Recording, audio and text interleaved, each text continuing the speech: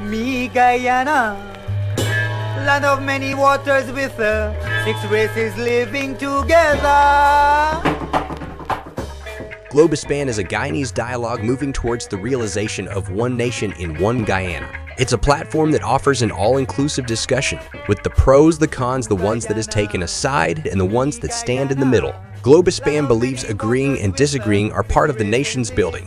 Together.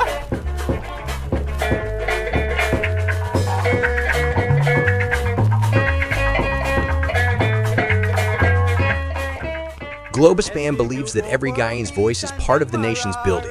As we span the globe for voices from the diasporas and those living home, we stand on our commitment that we are all Guyanese working towards one nation in one Guyana. Rohan Kanhai, Kofi and Dr. Jagan, Bobby, she gave us our great sons. Rohan Kanhai, Kofi and Dr. Jagan. As the world turns on its axis bringing changes, we as Guyanese must adopt to those changes for a better Guyana for all. Globespan stands on its axis with its belief that one nation, one Guyana, one destiny must include voices from all corners of Guyana.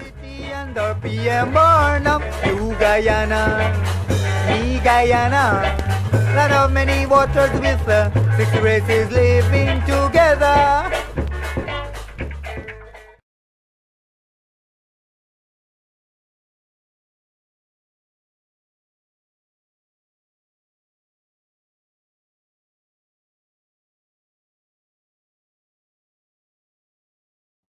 Welcome to Globespan Television here in New York City, the only fair and balanced network we can think of. Thanks to the CEO of Globespan, Mr. Noir Singh, for making this program available, and to our technical directors, Mr. Devin Dissoon and Mr. Ryan Gobin. And to all our listeners and our sponsors, a very special thanks to all of you as well. Let me be clear. The views expressed by our guests tonight are solely theirs and not those of the management of Globespan Television. Once again, we wish everyone a happy, healthy, and successful new year. Tonight, we have our guests, and they are the cream of the University of Guyana. The first Vice Chancellor of the University of Guyana is Professor Martin. Welcome to the program, Professor Martin. Thank you. I'm the first female Vice Chancellor, but I'm the 11th Vice Chancellor. Okay. And as you all know, the University of Guyana is the only flagship university in the country. It's the most known post-secondary education institution in the country. Commonly, it's called UG by most of us. Professor Paloma Mohammed Martin, as I said, is the first female Vice Chancellor. And she just told me that she is the 10th Vice Chancellor of the University of West Indies. The what? 11th. 11th. Dr. Emmanuel Cummings is the Vice Chancellor of, correct me here, Vice Chancellor of Academic Advancement and Professor of Molecular Medicine. And we have tonight Mr. Jainarine Dodnath. He's the Director of Events, Conferences, and Communications. And we have Justice Abel of the Law Faculty. Welcome to all of you to the program. Thank you. Thank you for having us. Now, Professor Martin and Professor Cummings, we had you in the program before, so we know of your background. But I would like to ask Professor Justice Abel to tell us what his background. Give us a brief bio of yourself, Justice Abel. Oh dear. Well, very brief. I'm not an alumni of Guyana, UG. I wish I was. I think I'd be a better person for it. But I qualified in England, where I grew up. Guyanese by birth. I returned to the Caribbean in 1988 and have been practicing law principally commercial law from the Eastern Caribbean, of Anguilla and St. Kitts. I was the president of the Anguilla Bar Association, the OECS Bar Association, the Caribbean Bar Association, and involved in a lot of other matters in the region. A lot of the developments that took place there. I became a judge in 2012 of Belize, High Court judge, specializing in commercial matters. And on retirement in 2020, just before COVID, I finally was able to reach my heart's desire, which was to return to Guyana, having been distracted for many, many years by my other sojourns. I was very pleased and excited, and I think it's something that I'm very proud of, that I was actually appointed professor of law and have been working diligently in the Department of Law since then to try and continue the progress that's been taking place over the years in the department, so that we can really make not only the law department, but the university a world-class institution. Good, thanks. Now, Mr. Dodnot, a brief background of yourself, just for our listeners to know who you are. Yes, thank you very much. Thank you for the opportunity to speak on this program. This is a very popular program. I'm a fan of the program. So I'm very happy that we have, you've given the University of Guyana a chance to really speak about UG this evening. So my area of expertise is very broad. It's in governance, democracy, media, and communication. First, I'm an alum of UG. I did my undergraduate studies here. After that, I went abroad to the UK. I did my master's in the UK. During that entire period, though, I've worked across the public and private sector in Guyana. I worked for the Advisory Committee on Broadcasting. That, as you know, is one of the committees that was formed as a result of the political dialogue between the president and then leader of the opposition. I was head of the media monitoring unit, and after that, I went on to GCOM to work at GCOM as the head of the media monitoring unit there too. That was for I think 3 elections in a stretch. And after that, I went on to the Guyana Times, where I worked for the New York edition. I was head of that New York edition. So, and following that, I went on to a UNDP project. That was a governance and democracy project. And 3 years ago, I joined UG, this team. I really wanted to come back to UG and to really contribute to its development, because I believe in its potential. I believe in its ability to change lives. And I'm very happy that I'm here with this team, under this Vice Chancellor in particular, who is very visionary, who has been doing quite a lot for the university. So I'm very happy that I'm part of this team, and I've learned quite a lot, have still a lot more to offer. So thank you very much. That's in a brief, a nutshell, really. I must thank you very much. And Professor Martin, I can tell you have a very good qualified staff here with you. And this is the cream of the crop of UG folks. Now, it took the word out of my mouth. Professor Martin, can you tell our listeners what is your vision for UG? So I don't have the vision that UG is working on is not my vision. It's a collective vision that we worked on together, and we continue to evolve, called the Blueprint 2040. And of everybody, Emmanuel was part of that team. Professor Cummings, I should say, was part of that team. And we started doing that work in 2017, meeting with several, organizations internally, externally, international universities, etc. And we came up with what we call our first draft, version 1 of the UG's Blueprint 2040. And I've spoken about this before. That blueprint is a collective document. Not only is it a document of discussion, but also a document that looked at UG's past, all the studies we had done on ourselves and others had done on us, for 20 years, and of course, what the future of work would be, the future of Guyana would be, most importantly, and where our relevance would be in that regard. So the blueprint has 4 very simple aspirational goals, but it is very, if you unpack each one of them, it will give you 200 pages. So first of all, at least 1 graduate per household. That means that we needed to expand the number of students we were taking in to the university who were Guyanese, but also expand the regional reach of the university to into areas that we called underserved, right, where we didn't have enough students from those regions in the country proportionate to the population. That's one.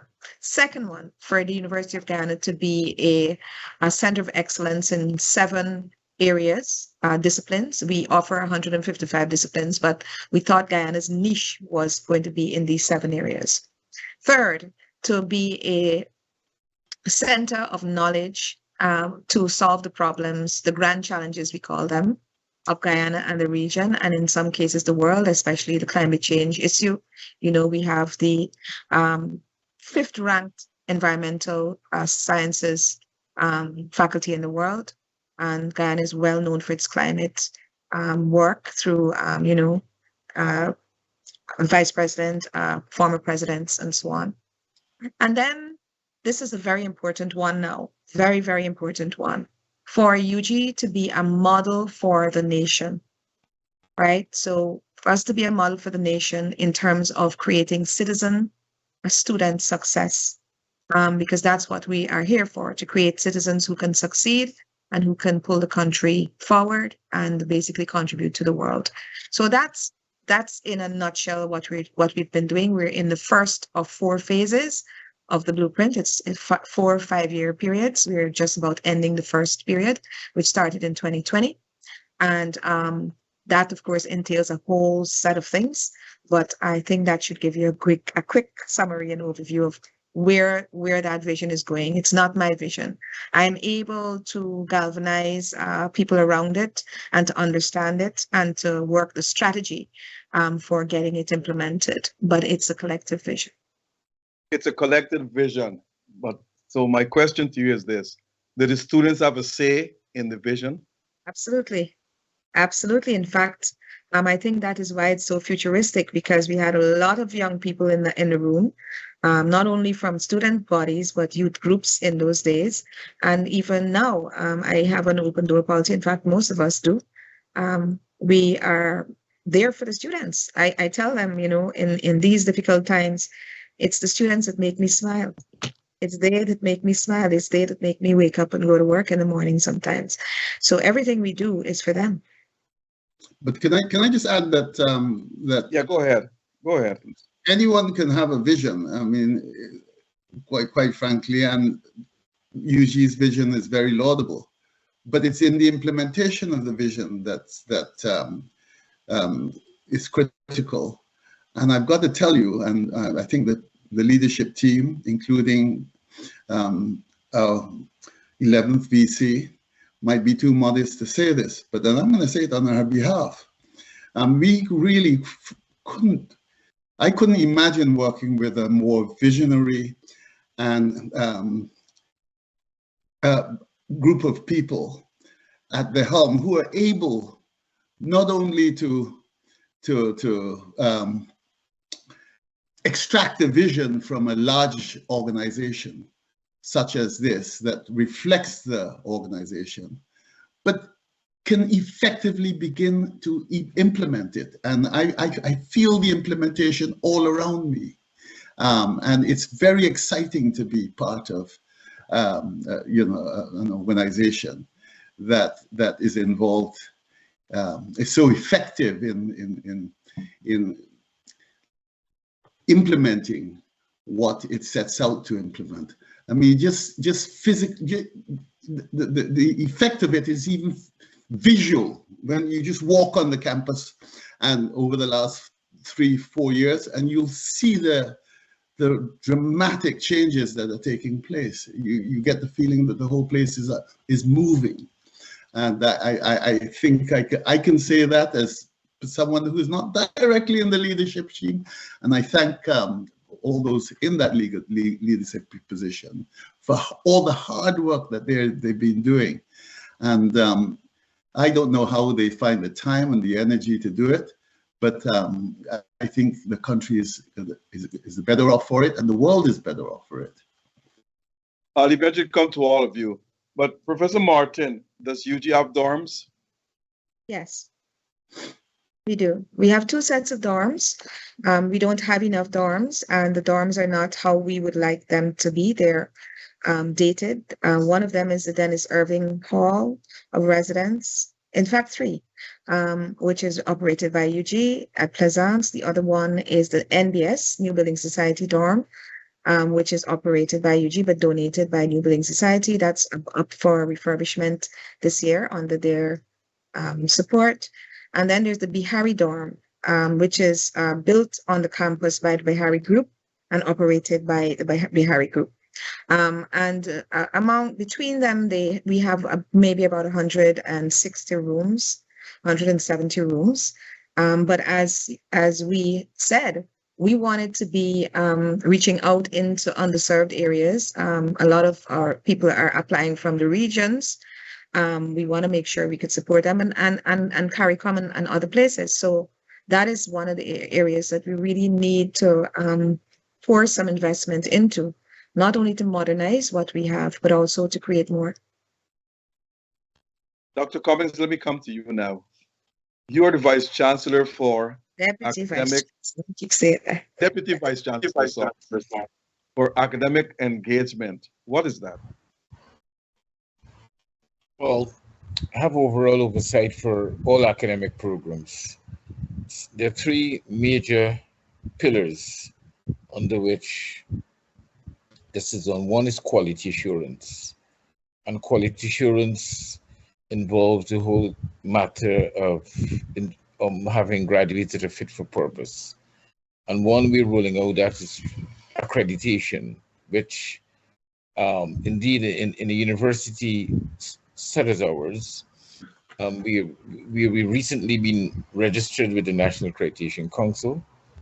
We're seeking that institutional registration. Then we're now seeking institutional accreditation.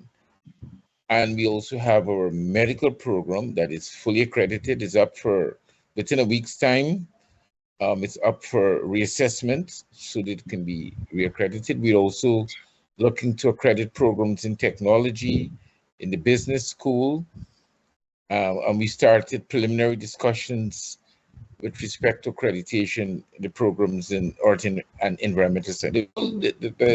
Eventually, University of Guyana it's in order to achieve higher ranking, an important pillar is to ensure that we have accredited programs. Notwithstanding that, without being accredited, UG graduates are recognized all over the world. Or teachers or all of the professions. They're accepted for postgraduate education all over the world.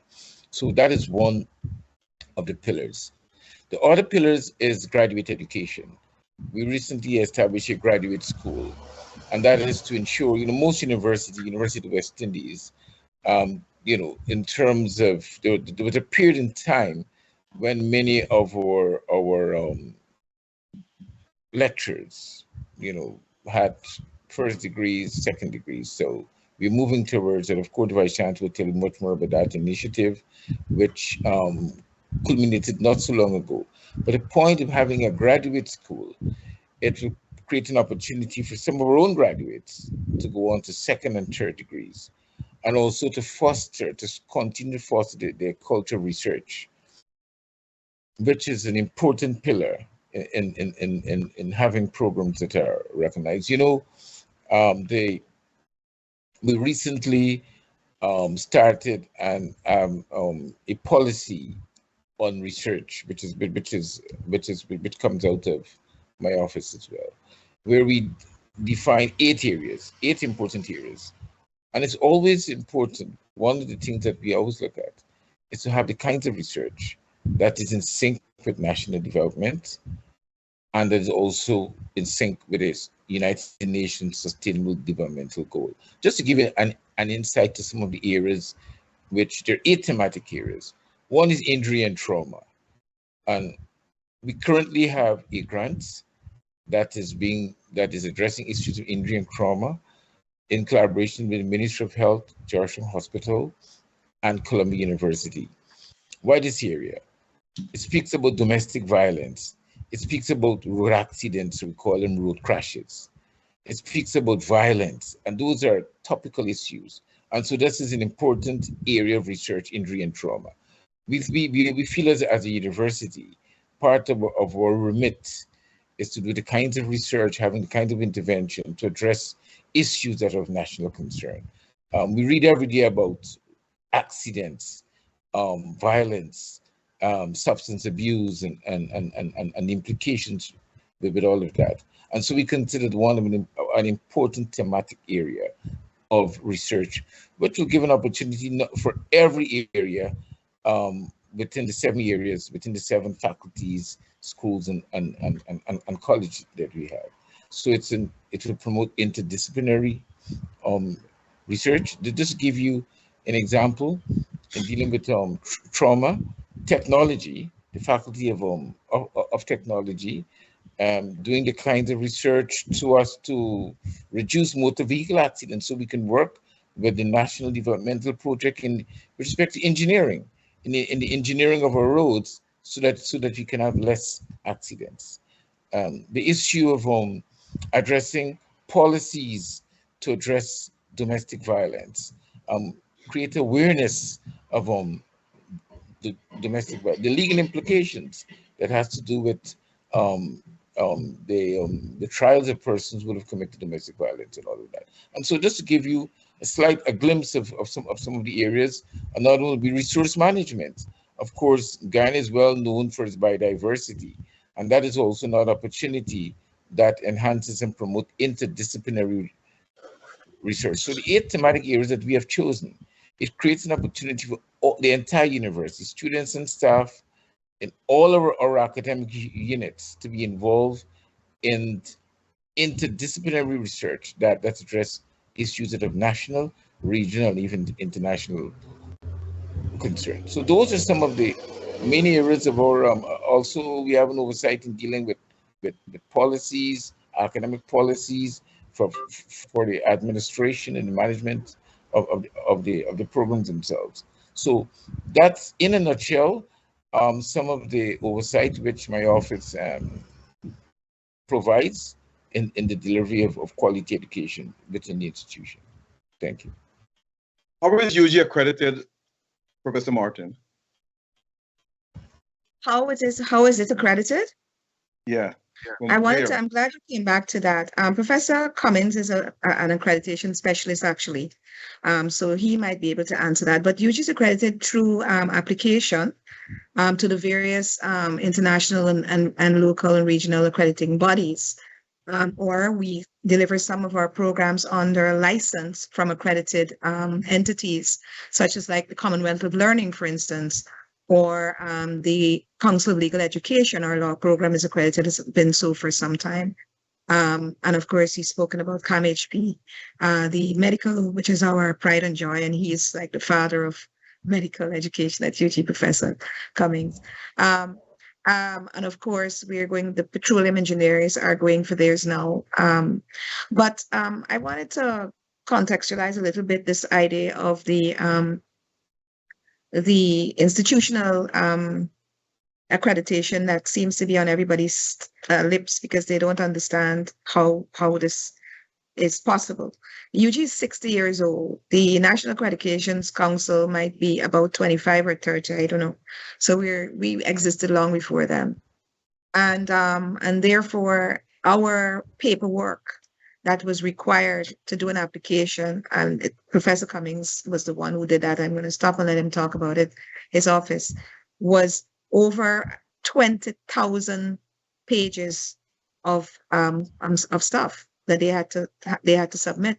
Whereas other universities that don't have the breadth of history and the many departments and programs that we have, they submit 200 pages and they're good and they go. So really and truly, we had to do that work. And as he said, we got the registration done last year. And this year we've basically gotten everything else in place. So that's really, so we have program accreditation, each one of the programs that requires to do it and can do it.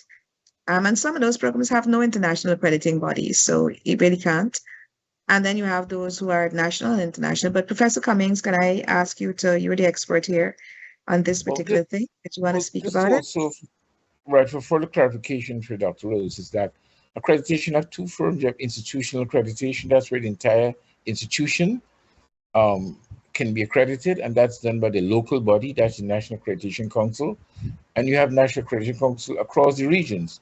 So you'll find most of the universities in the region, we just speak about the CARICOM region, they're all should be accredited by the regional body. And this is part of the agreement of a single market and economy. Then you have program accreditation, and that is done by the professional bodies across the world.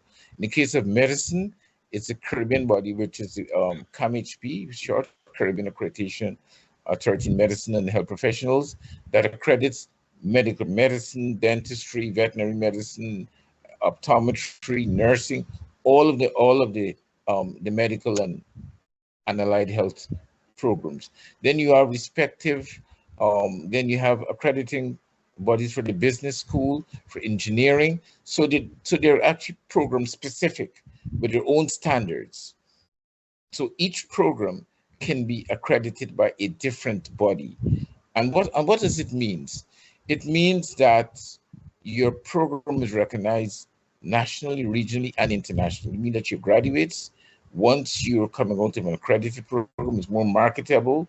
You can attract students from any part of the world because they can be guaranteed that their degree is recognized. They don't have to go and do any examination or any other do back any program or were admitted as an advanced student in an institution. They can go directly into employment in any part of the world. And so that is what the whole issue about accreditation. And we can proudly say that going back since 2008, the MBBS program has been accredited.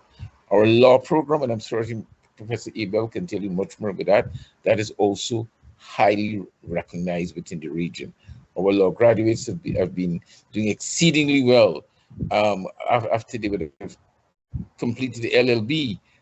When they would have gone on to do the legal certificate of education, they always are in the top 5 percentile continuously. But I wouldn't want to steal Professor Abel's thunder, but allow him to speak much more about that. But those are two of the programs really that I would say law and medicine are highly recognized across the region and even internationally.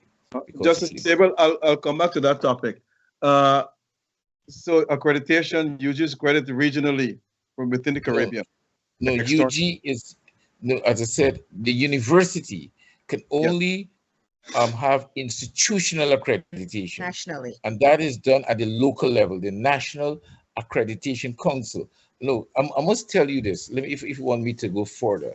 Now, the whole talk about free movement of professionals across the region means that if you graduate from any institution within the region, you're given a CSME certificate, which allows you to practice your profession in any one of the CARICOM countries. And that's what it means, that once you're registered with the National Accreditation Council as an institution, the program, it means that a graduate from that program is employable. Your certificate, your degree is recognized within the region. That's what it means for regional body. But you can have a regional overarching body that is recognized internationally. In the case of CAMHP, for example, you see, you have institutional accreditation as well as program. So it means the entire institution is accredited. But for freer movement and a much more prestigious and robust exercise is a program accreditation, which is far deeper and more robust than institutional accreditation. Okay, great. Can I jump in here? I'll come back to it. I'll come back to it definitely. Right. Mr. Donat, you are dealing with events. What are the 3 main events you just have been having over the years? Yes, so we've been having quite a number of events and important international events. Recently, we hosted a diaspora conference last year. That was well attended by experts, migration experts around the Caribbean, from North America and so on. So that was huge. A lot of important papers were presented, quite interesting discussions. People joined from abroad, experts from abroad joined. That was a huge event. And of course, there's a website where persons can go and get information on what that event was about. Of course, you know, Dr. Rose, that this year, well, we're celebrating our 60th anniversary. It's 60 years of success. So we're hosting, the University of Guyana is hosting a number of important events in this whole to celebrate our anniversary. And of course, we have our graduation, our annual convocation exercises. But these are just a few. We're hosting over the past couple of years or so a number of important conferences, international conferences, where there's a high level of discourse taking place on regional, national, international topics. So the university is providing that space for experts to really engage in that in the important conversations affecting national development, regional development, international development. These are all, of course, we've done quite a lot of media coverage on these. They're in the media that persons who are interested can access them. We're also sharing the videos and so on our website, University of Ghana's website. Quite a lot of information is there on these important events. Someone wants to say something? I was just going to say that he forgot to mention the biggest one is our career fair and job fair, a Caribbean job fair that we host that is quite huge, both in Georgetown and in Berbice and across the country. That's an annual one. So I want to plug that because that's very important to Guyana and to making sure that our graduates find jobs and people who want to understand about UG. We have an open door. They can come in and check things out. I Yes, just want DC, to and say, Dr. Rose, thank you. DC, thank you for reminding me, but I just want to make a quick plug here again. That event we're hosting this year, Dr. Rose, so we're giving students from around the country to come to the university campus to experience what the campus is like, to engage with their academic experts here, the heads of units and so on, to really get a good feeling of what the university provides and how they link into all of that process, how they can achieve, you know, their career goals. So it's providing that opportunity for them to come to the campus, experience fully what the campus offers. There's also a second element, which is a job fair aspect. We have not done this a couple of years. I think we started 2 years ago. So the job fair aspect provides the opportunity for persons to come to the campus and they could get interview on the spot and even be hired on the spot.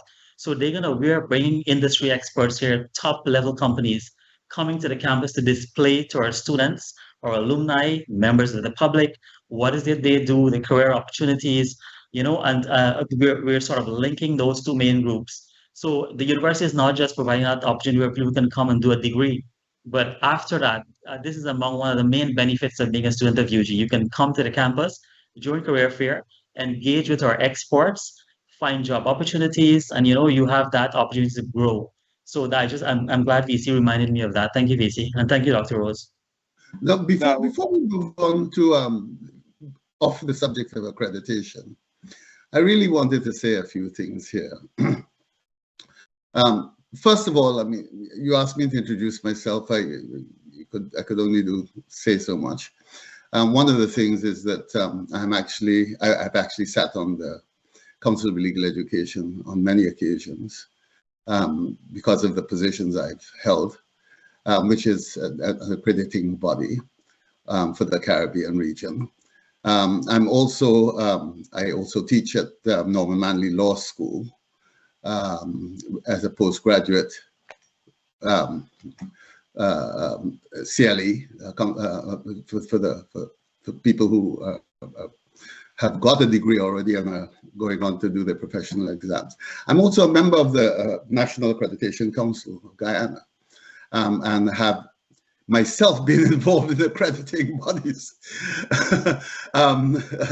locally. And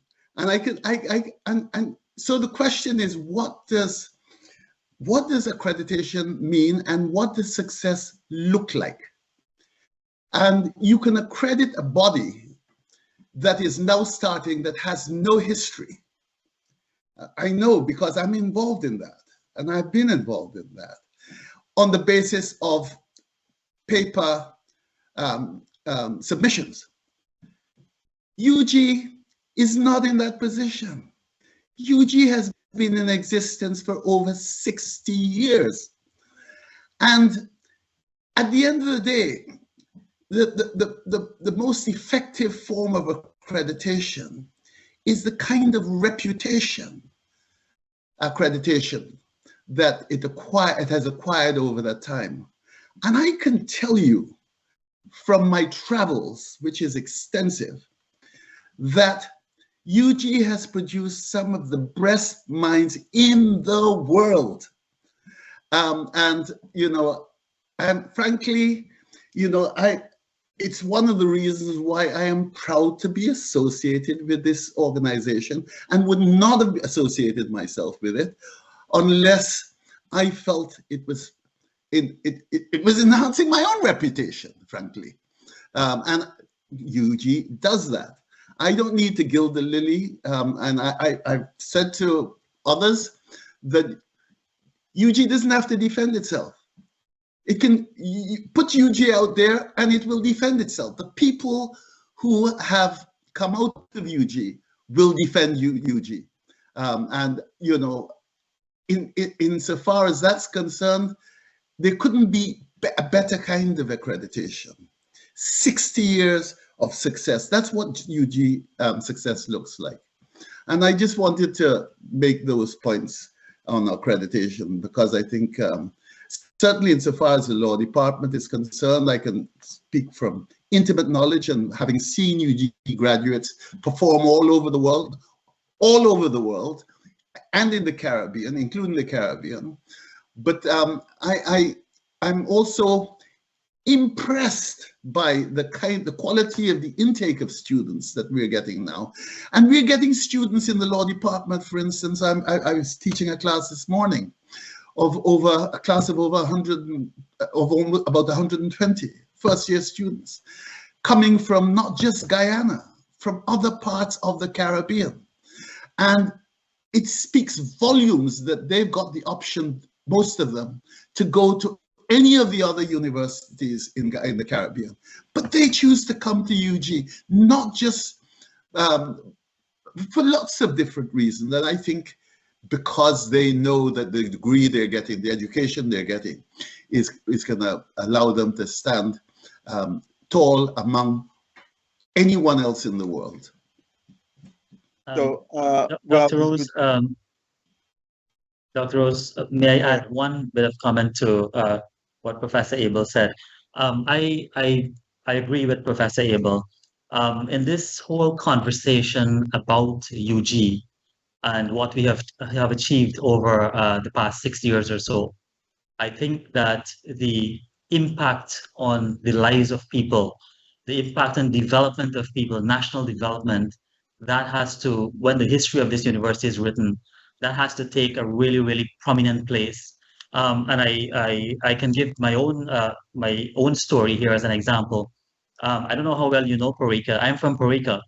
And when I'd gotten my letter of acceptance to come to UG, that for me was the best day of my life. It was a life-changing moment. I came from a very, very poor family, single-parent home, very poor.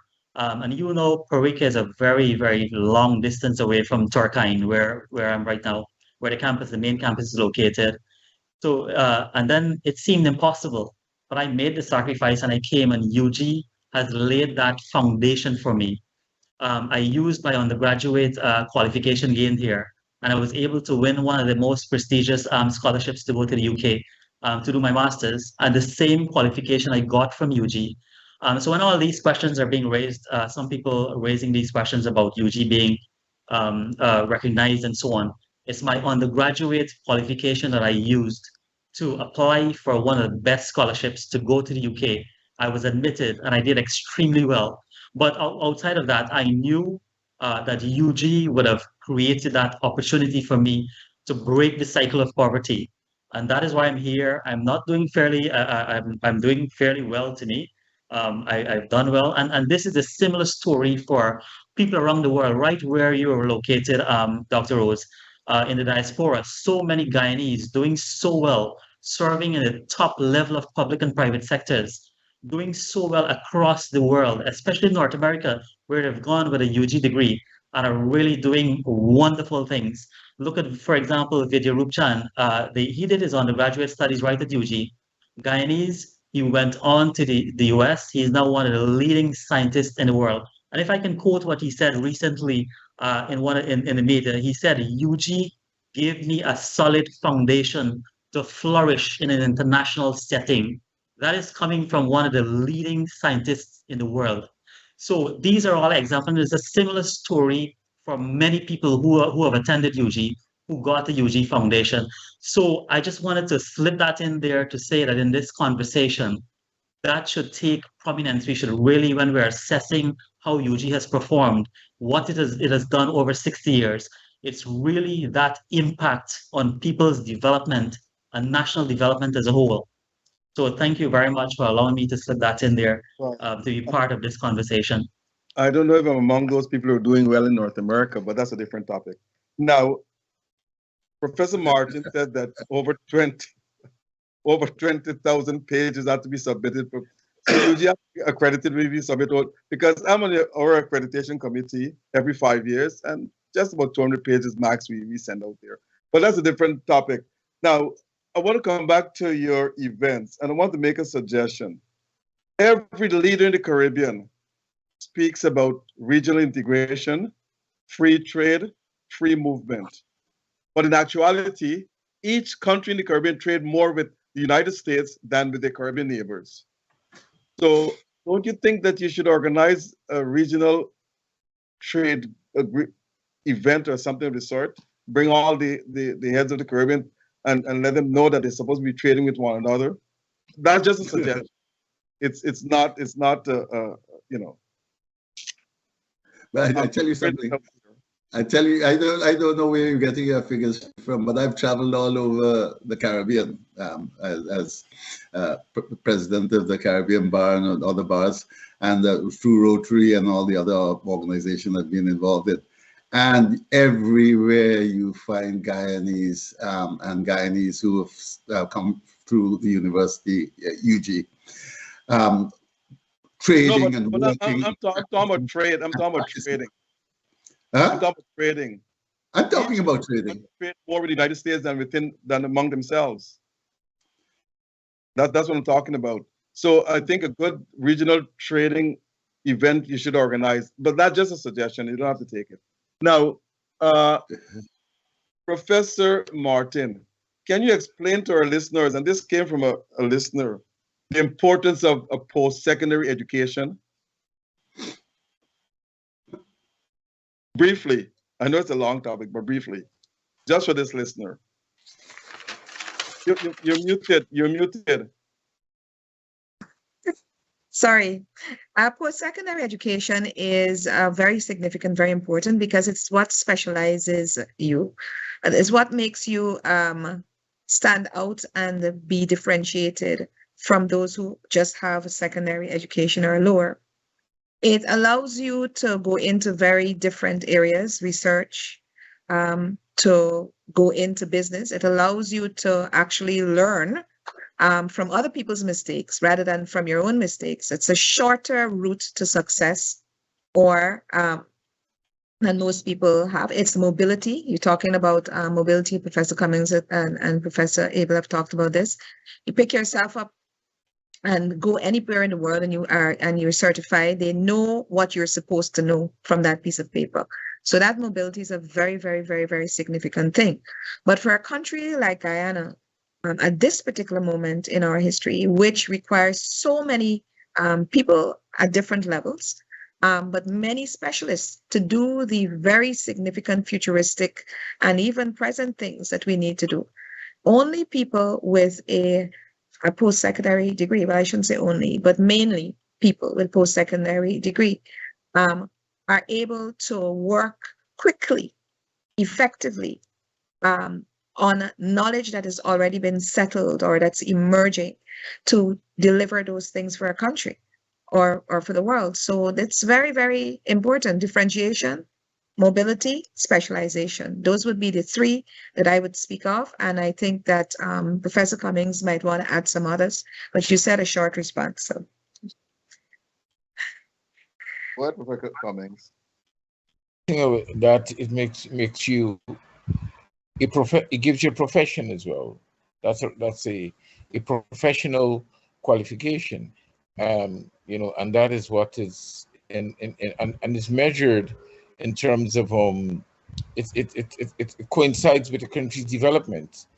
They look at the percentage of persons from secondary to tertiary, and that's how having the, you know, a profession with required skills, be it engineering, being it literature, history, medicine, law, you know, whatever, and that is what propels, you know, a country's development, and so that's the importance of university education, tertiary education, you know, which gives you the skills that are required to foster and to trigger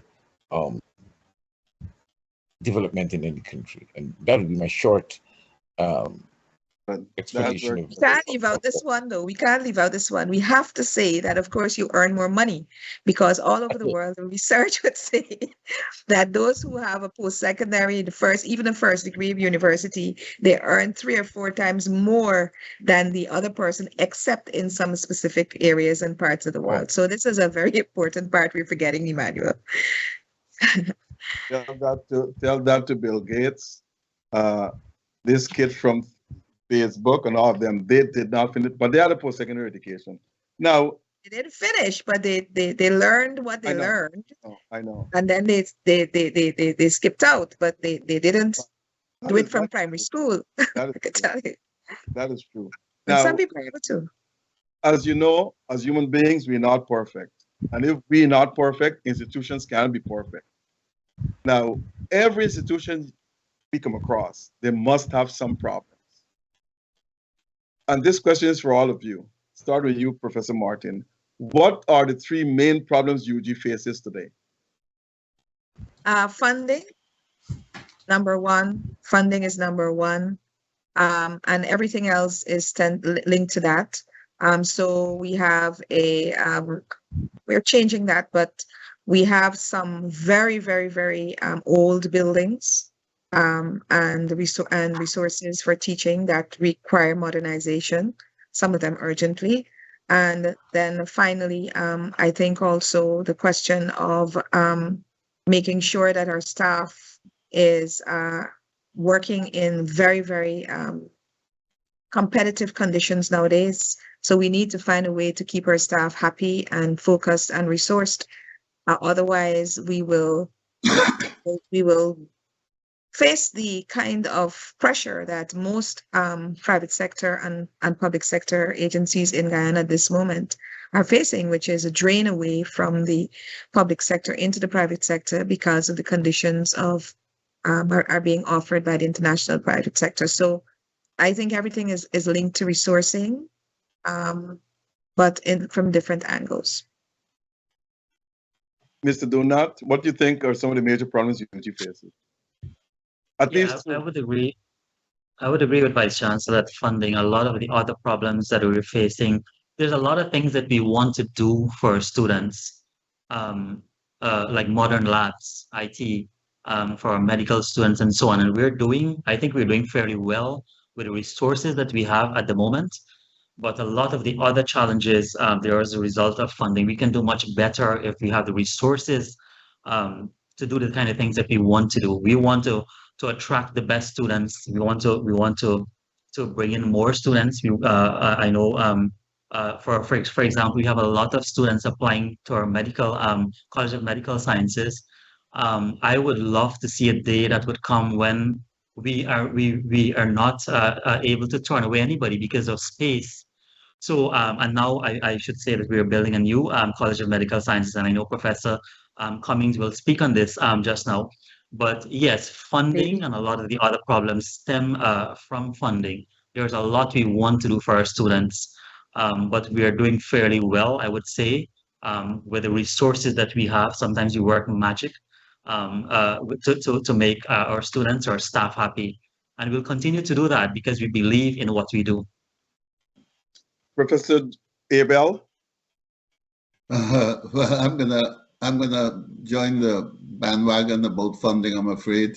And to be quite frank, without being political, because I don't think it's an appropriate place to be political. So I'm going to stay away from that. Regardless of the funding, somehow UG has managed. I don't know how they do it. I would love to get into the brains of the leadership there and find out how they do it. Because working magic. In private practice, I'm sure they can, with that ability and skill, they can be making a huge amount of money. Because I frankly don't know how UG does it, but it does it, and it will do it regardless. But I'm firmly of the view, and I hope I'm not crossing the line here, that when I say that with all the oil revenues that are coming in and everything else, there should be a larger share devoted not only to UG, but to education generally within Guyana. Because I think the best and greatest resource that Guyana has is its people. And I'm speaking almost as a pseudo-Guyanese because I've been away from Guyana far, far, far longer than I've been in Guyana. And I've seen elsewhere the effects of the Guyanese education and what it produces. And I tell you that there are people who have access to university education in England who are now looking at coming to Guyana to study because of the disadvantage that a lot of people get in a lot of these places that doesn't exist in UG. The other problem I would like to say is something that the VC alluded to, which is draining away of talent and what have you. Now, I put a positive spin on that, honestly. The reality is that with UG's education and a degree and what have you, people are recognized all over the world, partly because they come from Guyana, partly a lot because they come from UG, and they are sucked up and attracted and are enticed. And I don't see that all entirely as being a negative thing, although it is a problem for the country. I hope that every Guyanese can go and live abroad and see what it's like living abroad and want to come back as I wanted to come back and to make a contribution to the country. So the whole draining away thing is a problem, but I think I'll put a positive spin on it and say that it's also a problem because of the recognition that people have elsewhere about the talent and that we produce in Guyana, and particularly in UG. Don't hope for every Guyanese to live abroad, because polls have shown that if given the opportunity, 73% of Guyanese will leave Guyana. So don't hope for that at all. Anyway, Dr. Cummings, it has to be other problems outside of funding. Tell me. Accreditation is one of the pillars that we're seeking to enhance the recognition, but it comes at a high cost. Only today I was having a discussion with, as we were preparing for CAMHP accreditation, and I said to the students that it's very expensive, to maintain the accreditation. It comes at a high cost. And so I compared the fees at UG and that of St. George's. St. George's in the fourth year, it cost 32 million Guyana dollars. 32 million. It's an average of 25 million Guyana dollars to train a doctor a year at St. George's. That has to go through. And so UG need those same resources, physical, faculty, because to maintain accreditation, to meet those standards, the facilities that you need comes at a high cost. And so that is a challenge. And so even as we seek to retain the accreditation of medicine and look to have accreditation of other programs, that will come at a very high cost, because that's where the world is going. And students are seeking programs that are accredited, because the world is becoming smaller and smaller. COVID has made the world smaller anyhow. You can access online education any part of the world. You can go to any university that you choose. And so for a student to wanting to come here, we have to ensure that these programs are accredited, but that comes at a high cost. What about private funding? What about private funding? Well, let Vice Chancellor talk about that one. Yes, go ahead. No, go ahead. You go ahead if you were going to. I can, but the question I think was directed to you, wasn't it? No, to all of you. Private Okay, funding. so Go ahead. So I want to clarify two things. So when Professor Cummings talks about $25 million is against 1 million Guyana dollars a year to train a Guyanese doctor, right? So you can understand the disparity in terms of the costing, right? So UG punches pound for pound anywhere in the world, the lowest education that you could think about in many of these degrees. So that's the first thing. Private funding. So the funding mechanism, the funding structure at UG at the moment is about a government subvention because it varies from year to year, between 55 and 70% from the government subvention. On the low end, it's usually around 55%, 60%, about 30% from fees. Right. So I would consider that to be part of private funding, because people are actually paying their fees. And then also you have philanthropy and gifts, which are growing a little bit. But those can only fund certain things. They cannot fund salaries, for instance. They cannot fund, so maybe about 4 to 6%. And then we have research grants. And this year, this is a big thing for us. Our research portfolio, I think, is growing. Professor Cummings would have alluded to the fact that we are now in a position to kind of build out that what I would call the enterprise. And then you have the entrepreneurial university. What can we sell? What services can we render, to persons? What can we do other than teaching to help augment some of those gaps? And that's about 1% or so. So that's basically what happens. The University of Guyana Foundation, which is headed by our Chancellor, Professor Eddie Green, and they set it up and are doing a wonderful job. They are trying to set up and raise funds to set up an endowment for the university, because most universities in the world that are strong have endowments, so that, if something happens and there's need, you can go into that endowment and fill the gap that, whatever shortfall, whatever reason the shortfall is. So we're doing all of those things, but we're doing these things late in the game. I mean, all of these initiatives are, 3-4 years old, right? The Office of Philanthropy was set up 6 years ago.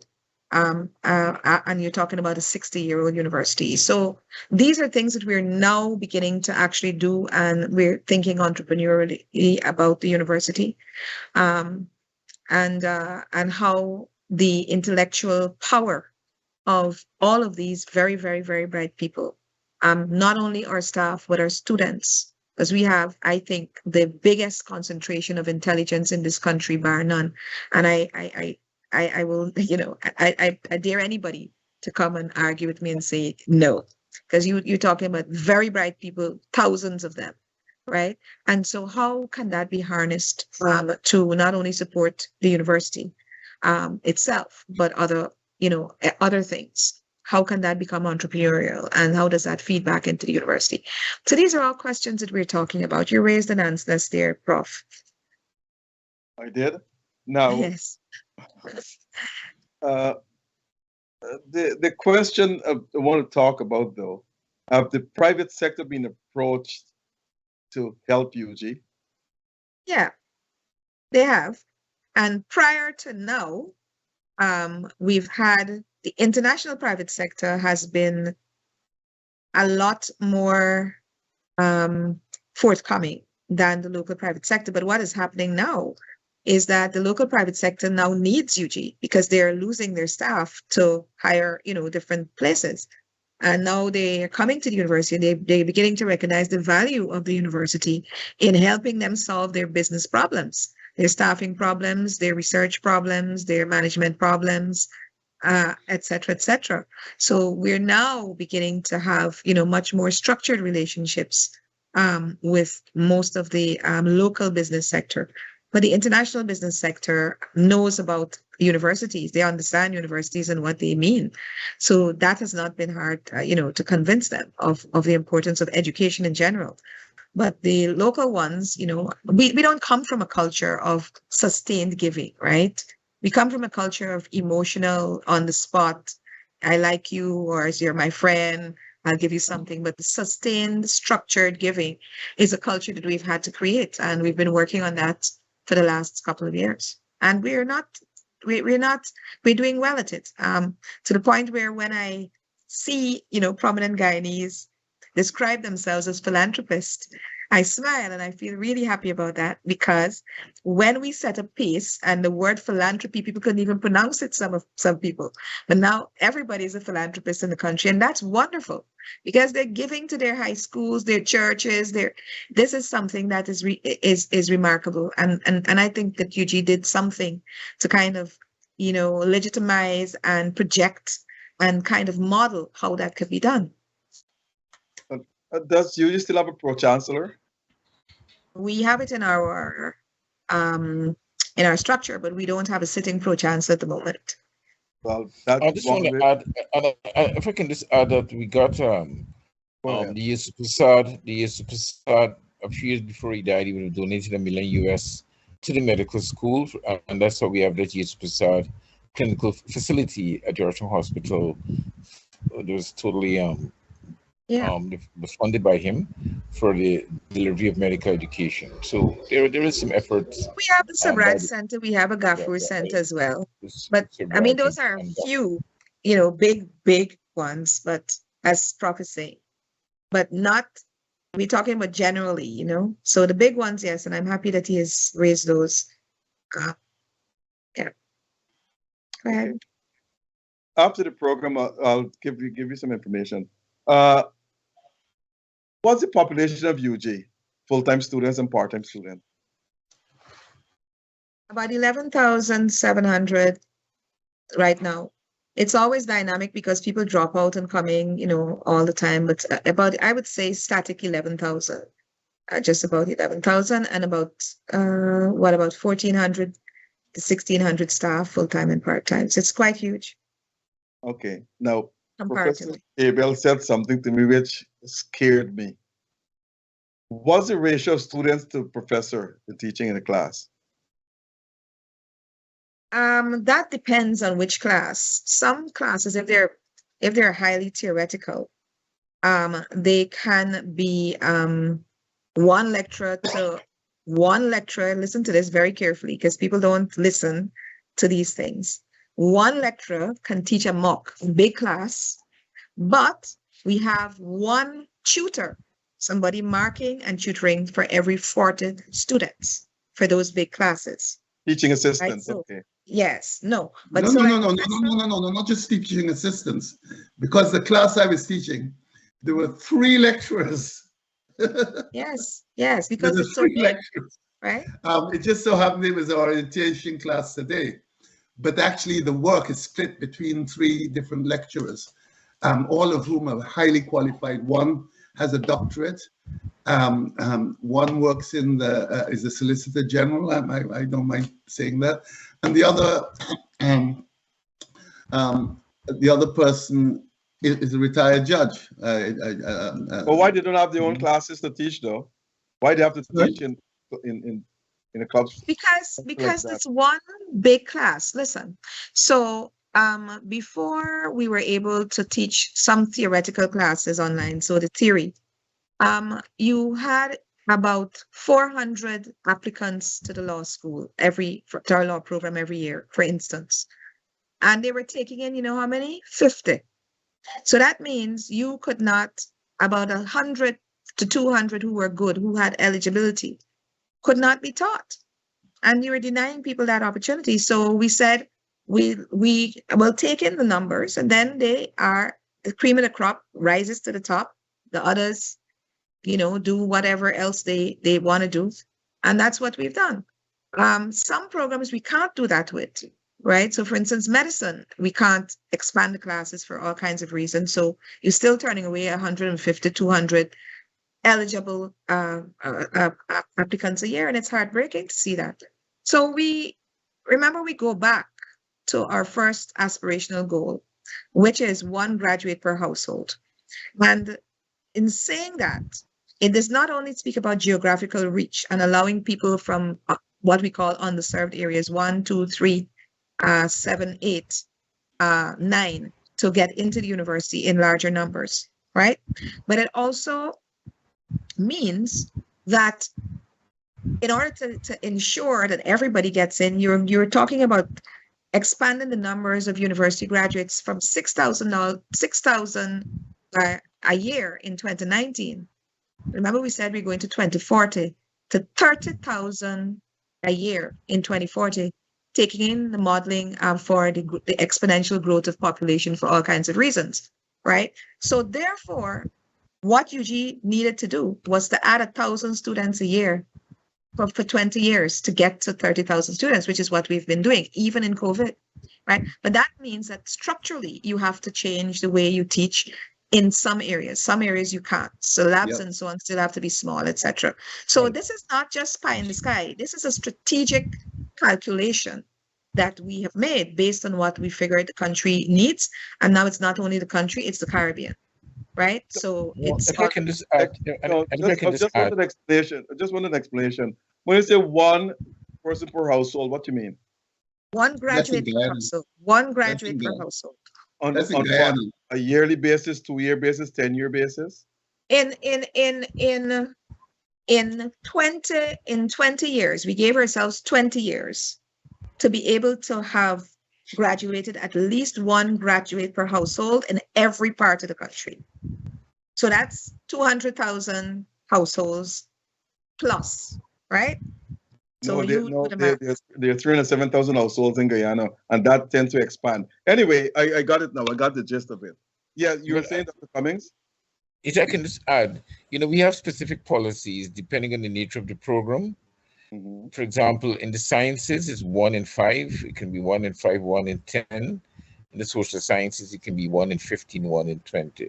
But also program like dentistry, for example, where you can't have more than 1 student per a dental unit. As against in medicine, you cannot have more than 5 students around a patient. Whereas in other programs, you can have larger numbers. So it depends on the nature of the program. Those programs that needs practical training, the numbers are much smaller because, in terms of, and you can also have, you may have a lecture where everyone sits in the lecture, 100 students, and then you divide them in groups so you can have practicum sessions with each one of them. So the lectures classes can be large, but for the practical and laboratory sessions, you can have smaller classes, more, so you can have more specific and better guidance and supervision of those students. Like Got what it. happens in any university over the world. Yeah, that's Yeah, right. and I Now, should Anyway, also add MIT is the place that engineered, that started those MOOCs, eh? that model. Professor yeah, Abel, I have a yeah. question for you. The Attorney General said that he wants UG to develop a law program so that they don't have to go to UWooding Law School. How soon you think that will be started? Have UG been given any leeway about this program to train lawyers at home? I can speak to that if you, well, Professor Abel, you want to? Go ahead. No, I'll follow you. Yes, so first of all, UG has a law program, one of the best in the world. That is where we train people for the first degree. We're talking about the Hugh Wooding Law School, where they practice, and this is where Justice Abel will say they practice to become lawyers, or they get a certification to practice. That's what he's talking about. And in terms of that, I know that they are, because UG is involved in the planning of that, not me myself, but members of the law department and members of our library, they've asked for land at the university. They're working on the designs. They've worked on the proposal to the Council of Legal Education. I know that they are working on the development of the law library with our librarian. So I think, and I can't speak for the Attorney General. I don't know what his date is, but given the alacrity and speed at which they're working, I think that they're looking to start this by the end of this year or early next year. Okay. And go ahead. And so the graduates from our law program will not have to go to Trinidad or the Bahamas or somewhere, or England or somewhere else. So that's the difference. Can I jump in quickly? Yes, what happens from the sheer numbers that you're hearing about the people being attracted to law school, and most of whom are not even able to get in. What it tells you is that we've now reached a kind of critical mass, which demands, frankly, that the opportunity be exists within Guyana to allow people to, not only Guyanese, but people from outside of Guyana, I'm certain it's going to happen, to come and do the professional side of the examinations, of the training within Guyana. And it's something that I have been committed to even before I became a judge. I was looking at it, doing it privately, frankly. And I'm so pleased that the Attorney General, who happens to be a UG graduate,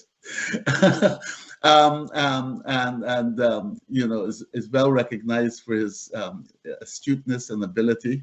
Obviously, again, and he credits UG with having given him a lot of that at the helm, and I think he's going to be pushing that forward. And of course, UG itself may have to, and I'm speaking out of school now, consider moving the department, which is part of social sciences, into its own faculty, just because of the sheer physical number that's actually being generated within the department, not just at the law degree stage, but at the diploma stage and postgraduate stage and all the other stages. It's clearly becoming, reaching the situation where it's gonna be demanding its own faculty sooner or later. So this is all in progress, and you know, I'm not, this is my own personal view. It's not UG's view. We just have about 50 minutes to go, so I will appreciate if you can shorten your answers. Mr. Donat, I'll come to you just now. But I just want to say this, though. Turning away students is not something that is bad, because 66% of Guyana's population are youths. This means you're looking at 550,000 youths, and UG don't have the capacity to take that. You need 10 universities to take that student population off. I disagree. So, okay, but I'm saying I'm only giving you the figures there. If 200,000 of those people apply to UG, UG can't take them all. We UG can only agree. take 10 to We 15,000. totally agree. And we don't plan to take them all. We shouldn't take them Right. all. We don't want to take them all. So, But we certainly want to be able to take more and should be able to take more than we're taking right now. I agree with that. I agree with that. But I'm saying don't feel too bad if you have all universities turn away students. I can tell you this. No, but not good students. Listen, you don't know what we have to go through, especially in a medical school. Every single year, somebody's bringing the child who cut in their wrist, threatening to commit suicide, because these are bright students. We tell them, you work hard and you get the grades, and there will be an opportunity for you. And then you have to say, guess what? You're the top of your class, but guess what? There's 50 others like you, and we could only take 40. Go and do something else. And, so that is really what it is. It's not that we want to take on 200,000 students or something like that. That's not what we said. We've given a number. I understand that, but Okay? I'm only saying that. And when you look at students, you got to compare them relatively to others. Now, Dr. Cummings, I'm coming to you just, Mr. Dona. Dr. Cummings, be very brief. Your department, medical department, someone told me that doctors will be graduating from your department very soon, or they're doing it already. Which is which? No, when you say doctors, the medical students, they graduate with a regular university graduation. Right. And as recent as November, we had a batch of doctors that graduated with the engineers and the teachers and everyone else. It's not specific, there's no specific graduation. So annually, we graduate about 30 doctors, about 10 dentists, optometrists. We have medical rehabilitation, speech and language therapy, nurses, medical imaging, and psychiatry. Most and then in the postgraduate, that's in collaboration with the Georgetown Hospital residence program, from psychiatry to family medicine, internal medicine, pediatrics, radiology, internal medicine, emergency medicine, all of that's so we have the latest figures that we have graduated over 300 specialists in the various professions. But it's also my understanding that they're not staying in the country, though. They're leaving. But you just said it's not a bad thing for people to go. Well, that is not. Well, we would wish that they all stay, because particularly what the kind of development that's taking place in the healthcare sector. There's room for everyone. There's room. There are opportunities for all our medical graduates within the health sector within the next 2 to 3 years, and so I would wish, and it's that you have different kinds of students. You have students who earn scholarships, and those in scholarships, they can't go. They have to remain. You have other students who would pay their own fees, and I think as much as we within our curriculum, within our training, we encourage persons to be periodic. But then you have persons who have paid their own fees, and if they will go to the CARICOM region most times to do postgraduate, even though we have postgraduate training here. Some of them will go to Jamaica, or they may go to Trinidad to do residency programs. Some will return. Well, some will go to the UK, to the US, and I think it's good. Both is good, because it gives recognition to the program. One of the things that we are very proud of is that our graduates do well in US exams, the USMLE. And I think that is something which we can take credit for. It means that we have a good quality education here, that they can go and sit the US exam and pass it. They can go to UE and do the exam and pass it. And I can tell you, if you allow me, just a quick one, many of our graduates here, our chief cardiologist graduated from UG, went to UE, and was a top student. And these are things, so it's good for them to go abroad and get training, and many of them would come back. And they compete, and they do very well. Well, that's excellent to hear. So It's a test to the quality of education we offer. And the reality, just let me jump in be brief, though, be brief, because we're running out of time. I'm going to be very brief. It's hard to be brief, but let me tell you that most of the people at UG don't have to be in Guyana, you know.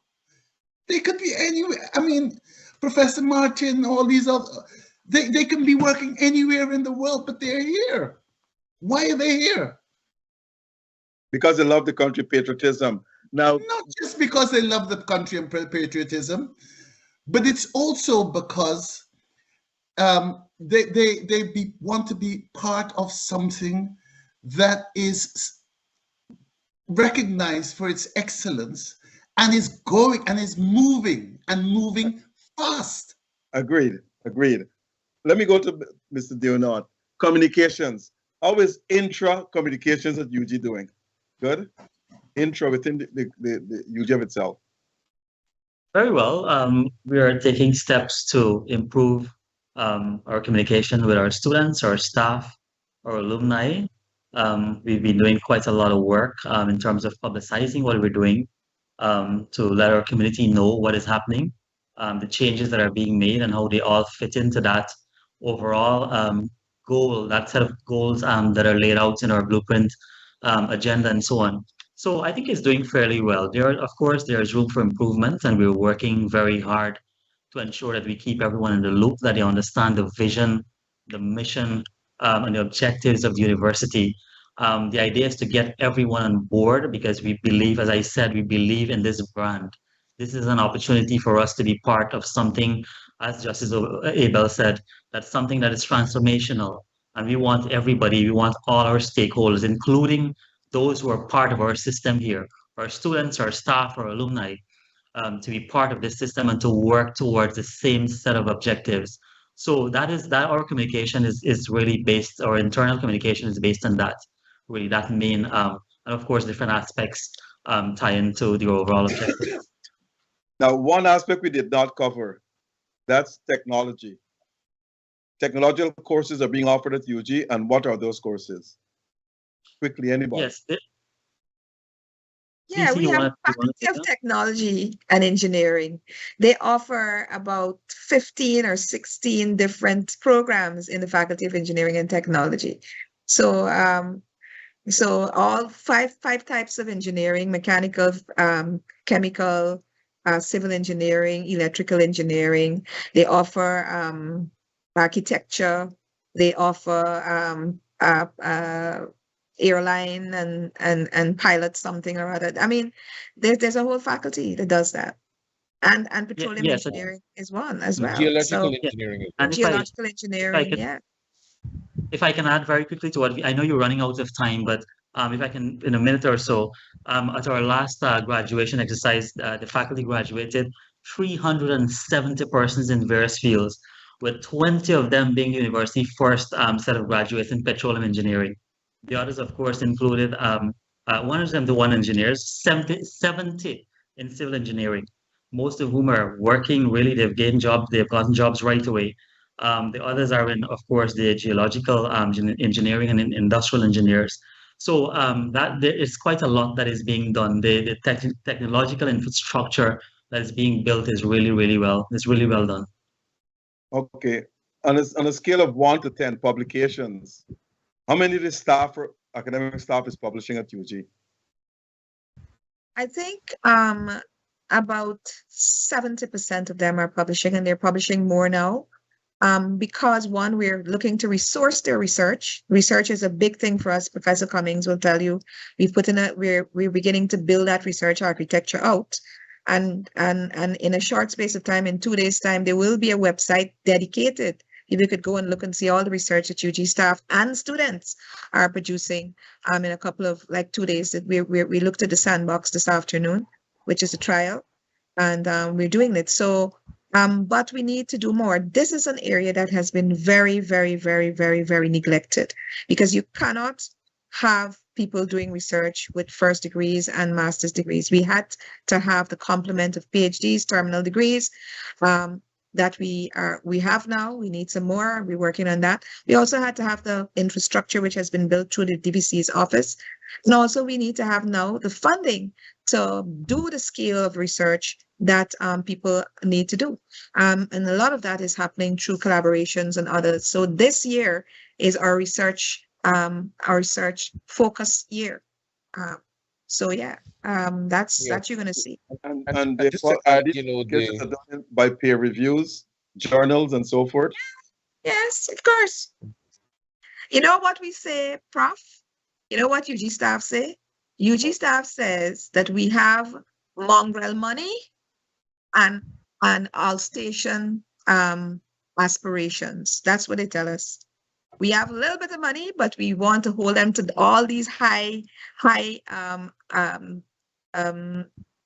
standards that you have in all these other universities. So that is something, but Professor wants to say something. I think we should let him. Go ahead. I'll just say that there, you know, the collaborative aspect of research is rolling in as well.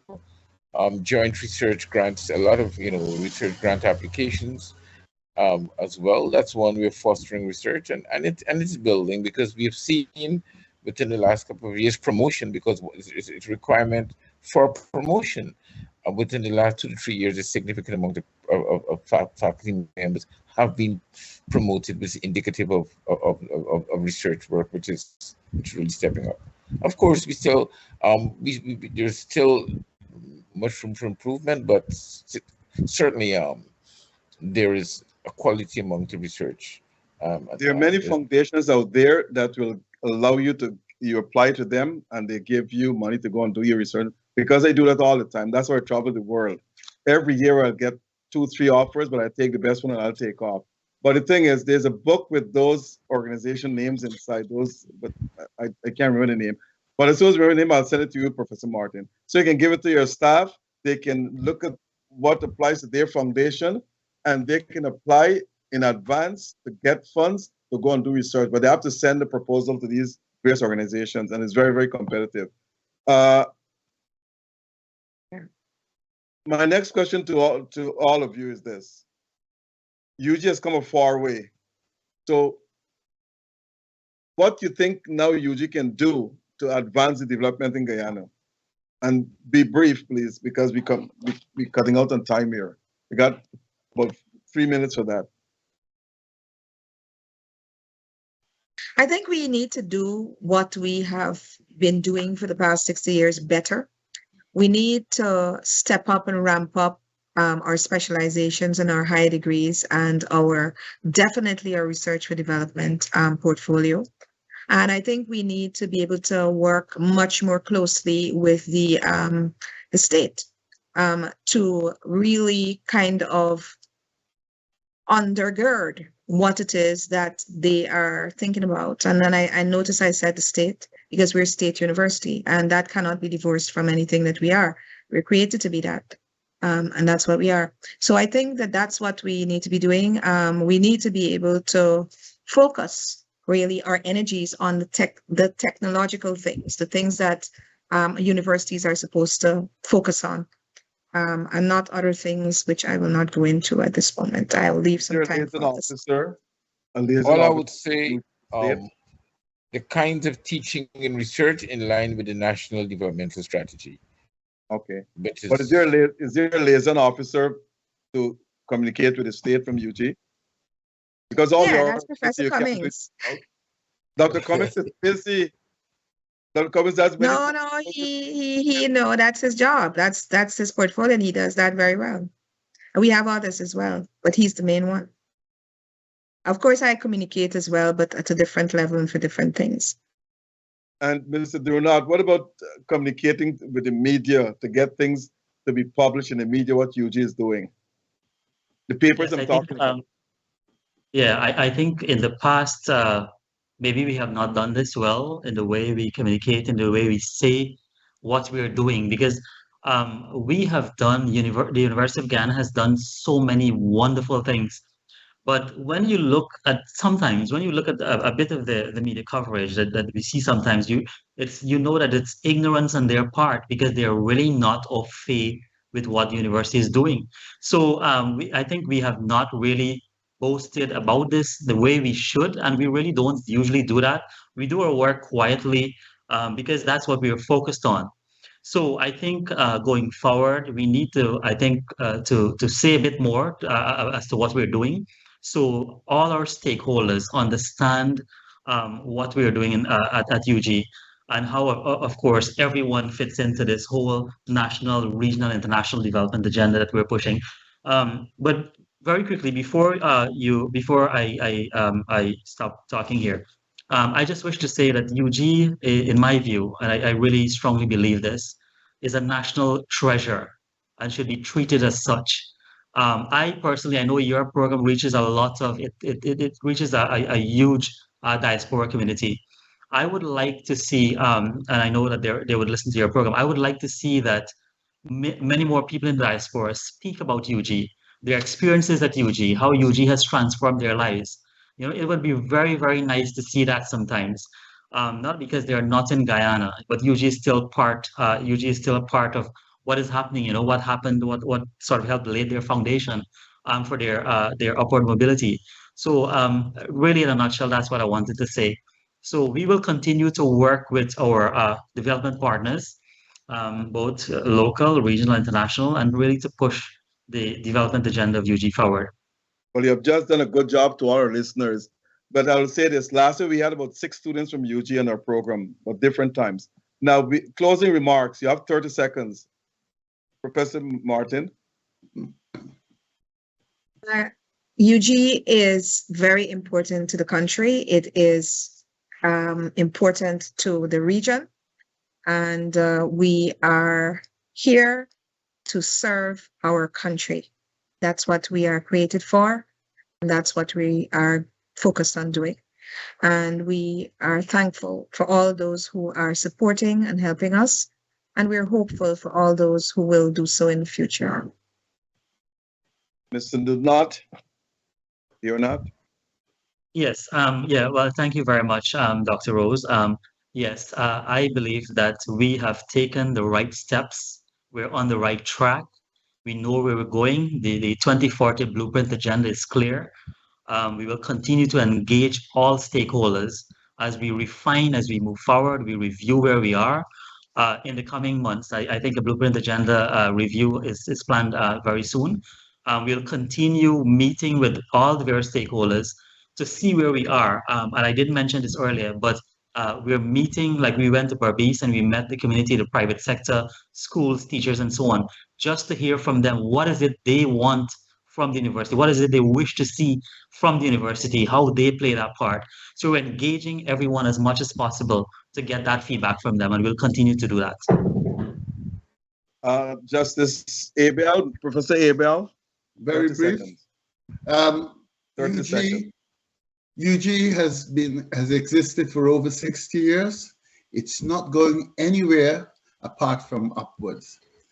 And we have to somehow recognize that we have every reason to be self-confident about ourselves and not make any apology to anybody for our performance and where we're going.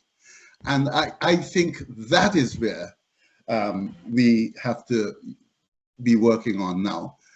Cement the good work that's been achieved over 60 years and let everybody know that we are on an upward trajectory. Dr. Cummings, you have the floor. Well, University of Guyana was established in 1963 for the reason to which it continued to serve today.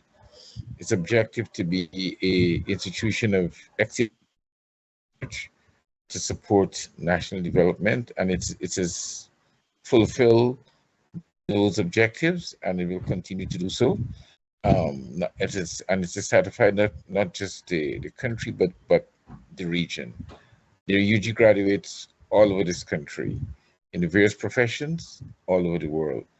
Most of the significant professionals in Guyana are all UG graduates, and so UG will continue to live, and it will continue to contribute. It will continue to be a major tertiary premier tertiary institution in the for that will support the development of our beloved country. Thank you. I concur to all what you're saying. UG is indeed a very good institution, and it's doing its job, and it's producing students, and it's indeed making all Guyanese proud at home and abroad. We come to the end of the program. I must thank you, our guests, for being here on such a short notice, and our folks. You heard it all here tonight from the cream of the top brass of the University of Guyana. So any questions, you can send it to me. I'll forward it to them. But the question remains, you have heard it all here tonight. And I want to say in my closing remarks, it's about time we improve our internet system in Guyana, because it always be cutting off and cutting off and cutting off. One. Number two, I'm asking those all and sundry to increase the retirement age from 55 to 62 years old. Because at 55, people retire in their prime and they go overseas and they give their talent and the skills to someone else. 62 years old. Trinidad, Barbados, Jamaica, I think there is 62 and 65 years old. We should follow in their path. And third, I'm calling for at least the average public servant to be paid at least $200,000 a month in salary. Given the cost of living, I think that's a minimum should be. And those are my closing remarks. So those who have ears to hear, you hear them, and you can act or not act on them. It's up to you. Once again, thanks to all of you for being on the program tonight, and thanks to Noir Singh for making this available, Ryan Gobin, Devin Bissoon, our technical directors, and again to our sponsors and to all our listeners. Thank you very much. Stay on the line.